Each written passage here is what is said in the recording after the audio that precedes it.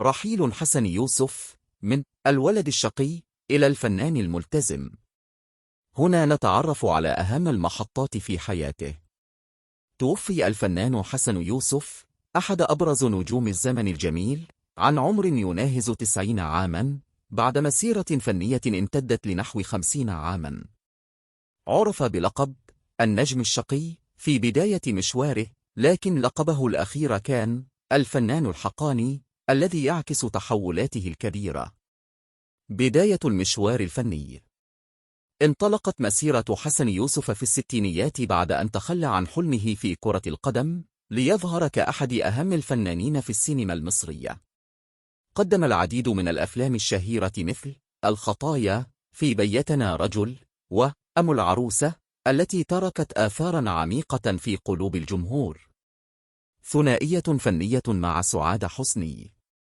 تعاون حسن يوسف مع السندريلا سعاد حسني في عدة أفلام، مما أسفر عن ثنائية مميزة جذبت انتباه المشاهدين. تميز بأسلوبه الفريد وجاذبيته، وكان ينافس أحمد رمزي في لقب الباد بوي. التحول إلى الدراما.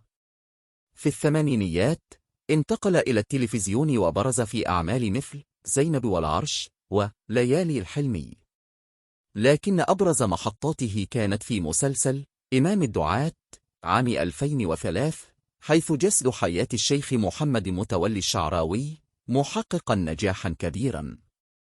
التزامه الديني. في بداية الألفينات قرر حسن يوسف وزوجته شمس البارودي الالتزام الديني، ومع ذلك حافظ على علاقاته في الوسط الفني. رغم الشائعات ظل محبوبا من زملائه وجمهوره. توفي حسن يوسف بعد محنة فقدان ابنه عبد الله، تاركا وراءه إرثا فنيا وحبا لا ينسى في قلوب معجبيه.